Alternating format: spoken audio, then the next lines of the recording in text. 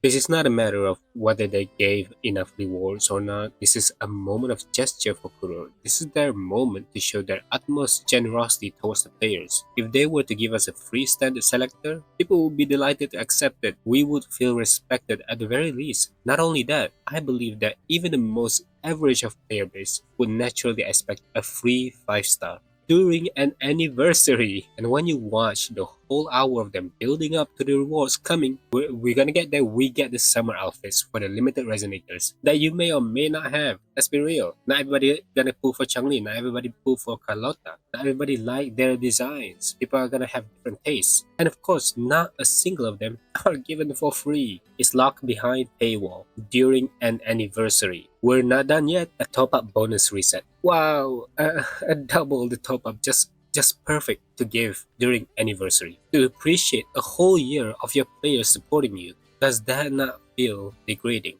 Even the slightest. Look, I'll be real with you here. The rewards are absolute dog shit.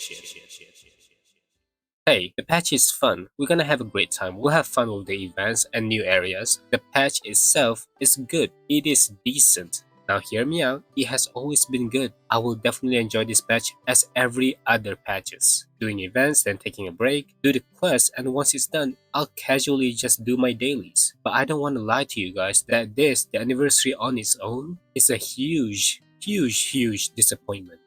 I always mention this, I'm gonna mention it again. And that is, the players are reward driven. We're all reward driven. Always have been, always will be. And when the rewards are not hitting the itch, players' point of view will also collapse. I mean, honestly, players have been telling each other that BGR gave great rewards. They gave free 5-star to all the Wuthering Wave players and say that, hey, we don't need to worry too much because, hey, Kuro Games have always done good to their player base. Okay, let's get through this.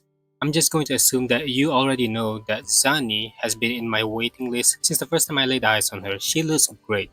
Her gameplay exceeds my expectations. At the start, we've only seen her as a shield user, to now the gameplay has finally officially been released as her wielding a great sword, and this is just much more fitting. Would have loved to see her punching air from time to time, but it is what it is. And her going Super Saiyan is just everything I ever wanted her to be. I do think the wooden chair coming out of nowhere is kind of goofy, but I'm still gonna pull for her. I'll try to get as much sequence as possible for Zani, and definitely get her weapon. Ciaccona looks great. Her facial expression is 10 out of 10. Seems like a support unit that uses music and singing while applying arrow erosion and maybe even spectral frazzle from what they've shown in the gameplay. Pretty cool, and I actually thought that she would be a 4-star at first, but I guess not. And obviously I'll be skipping her because she's coming after Zani, and after that I'll most likely be broke. The anniversary Resonator Convene will be the first time that I feel like Wuthering Waves have technically scammed their players here.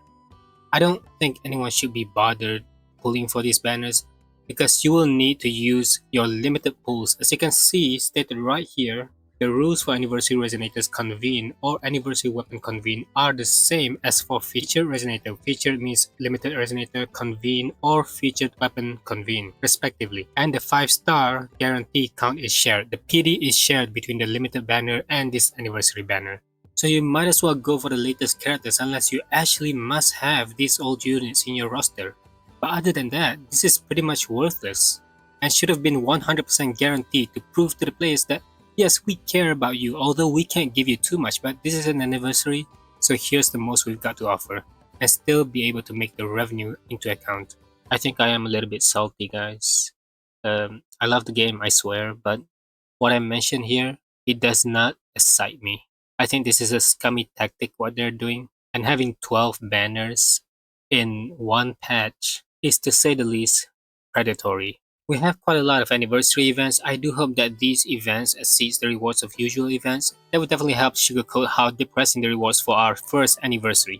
I couldn't help myself. I do have things that excites me quite a bit. There is a few. The new wings, Laureate. This does lead me to expect that just maybe they could consider allowing flight in other regions. Since they even made skins with all the new glitter effects for this wing skin. I am still coping, I know, but I do hope Kuro could consider this, especially when they even release something like this.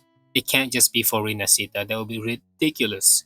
Now, I want to say finally, this is the new Illusive Realm as a permanent event. God took them ages to actually make this, but it is slightly different. There is a mechanic similar to Illusive Realm. It is a rogue system, which is something that I have always loved what Wuthering can provide as their content, as their endgame content. I played a lot of other roguelike games, and because this is a roguelike, I am expecting a lot from it. I hope the replayability in this content could at least beat what Illusive Realm has provided, because Illusive Realm was amazing. I don't know why they continuously remove it over and over despite people liking it. It pisses me off, but I am happy to have a game like this coming back into Wuthering Waves. The modifier for the echo stats is definitely a good thing. Data modification. Here's the problem with this data modification. It does not affect the substats. So if you have shitty substats in your echo, that's not gonna change. It will still just remain the same. If you get crit rate or crit damage as your forecast, yippee, good. But the substats will also need to have crit rate and crit damage. And unlike Genshin, I know I'm comparing Genshin, but at least Genshin does allow you to choose the two, right? And I would hope that something like that will be provided to us in Wuthering Waves as well. As of now, we only have the main stat modification. It's quite bad, but they are making improvements. And last, this is an insane thing, and I don't think anyone would predict the Cyberpunk Edge Runners collab. They didn't say the Cyberpunk 2077. They didn't say the game Cyberpunk. They mentioned specifically Edge Runners, which is the anime version. Like that blew me away. It is a good build up in the live stream, I have to admit. It is a lot later, unfortunately. The Cyberpunk collab 2026 one just flew by, but it is something we could hope for the future of Wuthering Waves. Didn't expect this in the slightest bit, but if we can have the opportunity to pull for the characters like David and Lucy, that would be amazing. Here's my honest thoughts in all this, and I do believe that is majority, and you all must agree to this.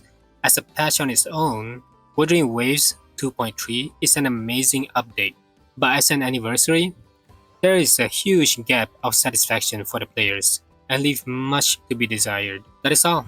I love the live stream. I think they are able to make it as interesting as possible. I think the events is pretty good, and the rewards are obviously lackluster, so crew will need to expect for their Google Play and Steam will get review bombed. This is an unfortunate outcome for them. They did kind of dig their own grave on this one, so do not be surprised if that were to happen. Happy anniversary, Wuthering Waves. Hope you guys enjoyed the video. Thank you for watching. Like and sub. Bye bye.